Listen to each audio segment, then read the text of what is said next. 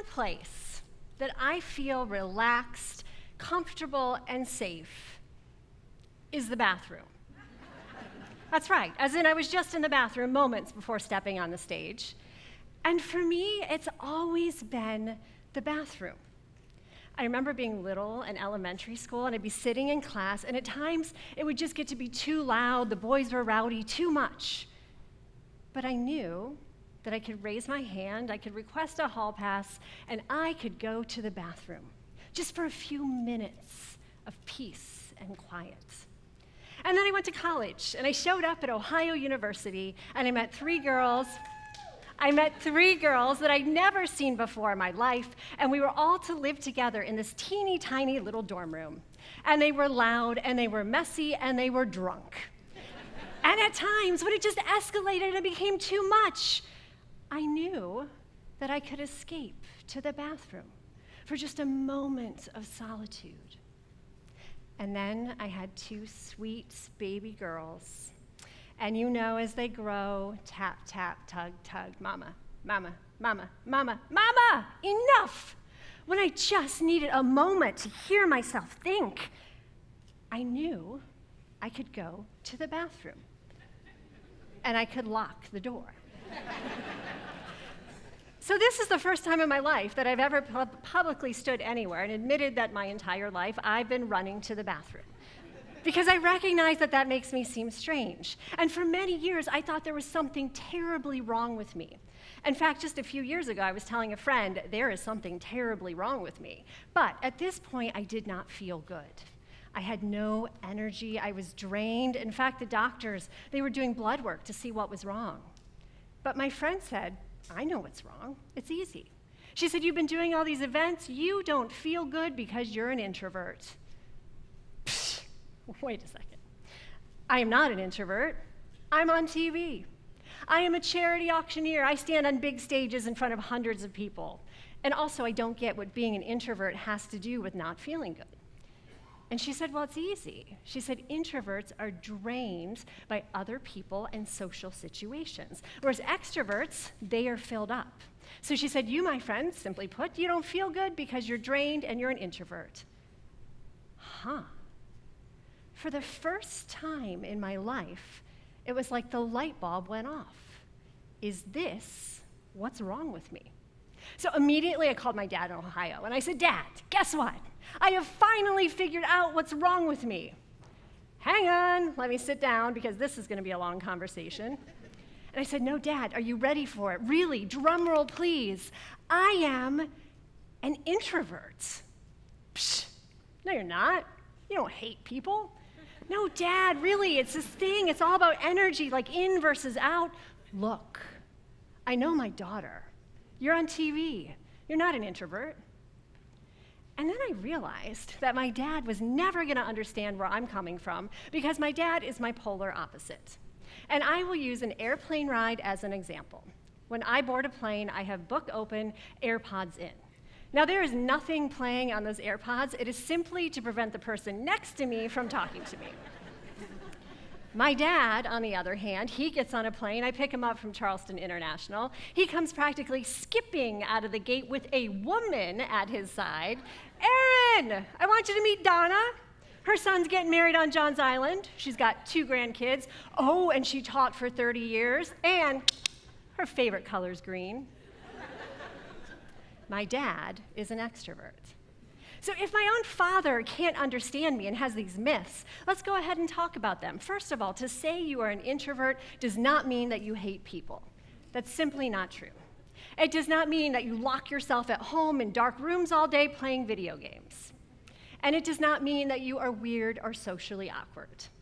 In fact, when I started to research my people, I found that it depends on the study, but anywhere from 30 to 50% of the population identifies as an introvert. That's a sliding scale, extremely introverted, very or somewhat introverted, but I ask you guys right now, raise your hands if you feel like you're an introvert.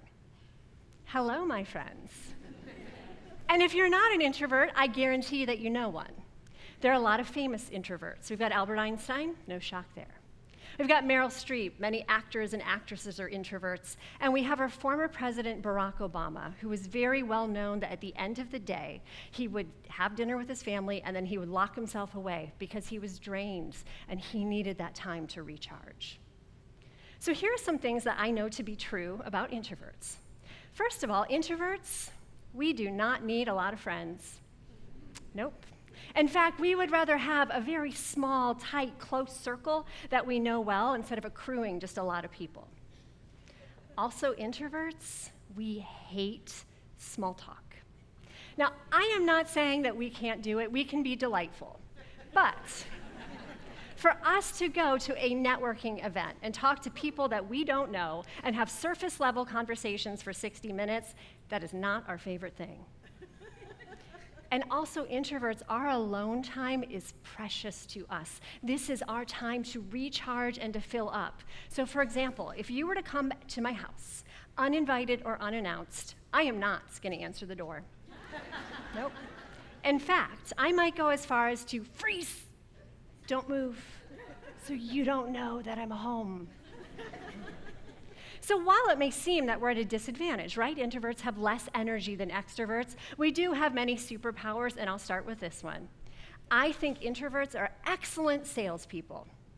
Now, I know you might say, wait a second, I expect it to be the chatty Cathy, right? Who can win someone over with her words, and sure, that might be true. But introverts, we listen. We ask questions. We are going to sit back and we are going to watch your body language, your energy, and we want to know what makes you tick. And when it comes time for the sale, we might use fewer words, but most likely, they are more powerful. Introverts also, we know the most powerful word of the year. The most powerful word in the English language that I think that we need to survive. In fact, it is a word so strong and so powerful that it became my word of the year 3 years ago. When other people had words like love and gratitude, do you want to know my word of the year? It was no. No, thank you, but no. Because I knew that every decision I made had to be put on those scales of energy, in versus out. And that if I were going to survive, I had to learn to say no more often. Introverts also, we are extremely self-motivated, right? As I said, we don't like external factors. So our drive, our motivation, our goal setting, it all comes from within. If you want a job done, ask an introvert to do it. So while we do have these superpowers, why do I feel like we live in a society that celebrates the extroverts? And I will use my 2 daughters as an example. One introvert, one extrovert. The introvert, when she was little and we would go to parent-teacher conferences, what do you think they would say? She is so sweet. She's a little shy. Maybe she could participate a little bit more. And I feel like they didn't notice her until the test scores came back and she was gifted. Now, my second child, the extrovert, she would go to school. We went to parent-teacher conferences. What do you think they said about her? Oh, we just love her. She is so fun. She has so many friends. She's always participating. She always knows the answer. She is so smart. Yet her test scores are the same as my first daughter's, celebrating the extrovert. And of course, it does not end in adulthood, because when you go into the boardroom, why, who is the first person that's celebrated? The extrovert, the loud one, the first person to shout out the answer. But I'm telling you to watch the introvert in the corner, because he or she might take more time to process before responding, but he or she might have a better answer. He or she could be the next Steve Jobs. What if he or she is the next billionaire sitting in the back? So in a society that celebrates the extroverts, and as introverts, it seems like any time we enter a social situation, we are just leaking energy like a sieve.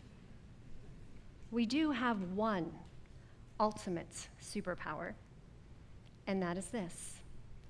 Introverts are the alchemists of energy.